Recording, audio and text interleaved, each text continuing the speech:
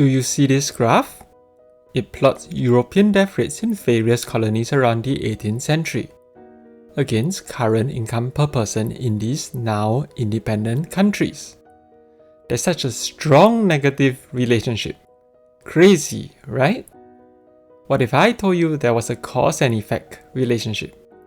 You say, that's insane. This is probably just a weird coincidence. But it's much less insane than it sounds.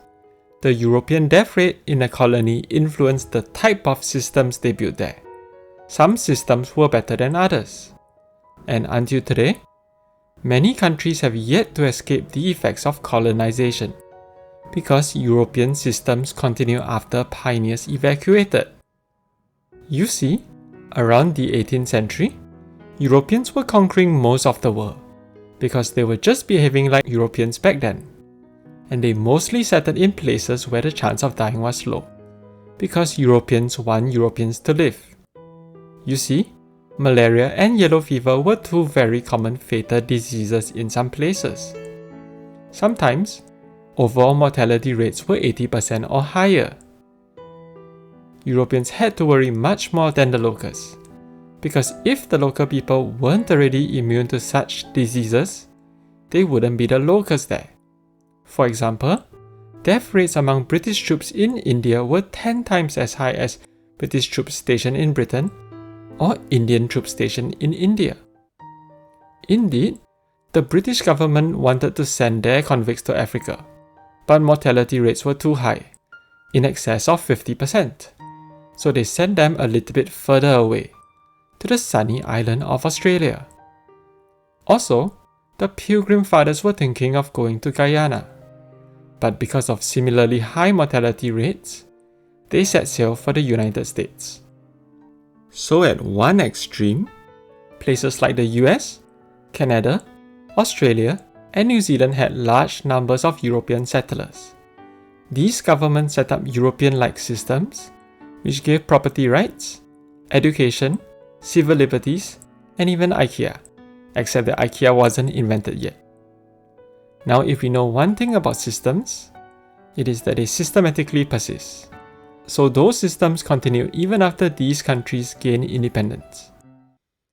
However, many other places had high mortality rates, so the few Europeans that settled there generally set up money-making systems that had little regard for property rights, and had few checks on government power.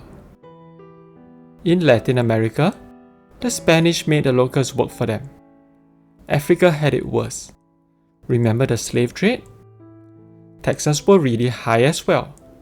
In the Congo, tax rates were around 60%. In Tunisia, tax rates were 4 times as high as in France. For every pound Britain invested in some African colonies, she made more than 10 pounds. After independence, the new governments were free to set up any system they wanted, except that they didn't. They inherited these money-making systems, and the lack of property rights and checks against government power remained a thing. Now, if you don't have systems that protect property rights and a market economy, it's much harder to grow. If you don't believe me, think about North and South Korea, or West and East Germany. And if you still don't believe me, fly to North Korea to take a look. And that is how countries today are still affected by the people that ruled them many centuries ago. Or rather, the number of colonizers that died there many centuries ago. What I've told you is more than a beautiful story. 3 famous economists did dozens of tests and found that this relationship is more than a correlation. The relationship you're seeing here cannot be explained by who the colonizer was, legal system origins, religion, climate, fraction of people of European descent, current incidence of malaria, or current disease environment. More importantly, European death rates are highly predictive of current income, but once we have information on current institution quality, historical institutional quality, or even the size of historical European settlements, European death rates cannot help us get better predictions of current income. In fact, These economists estimated that Nigeria would be 7 times as rich as it currently is if it had the same institutions as Chile.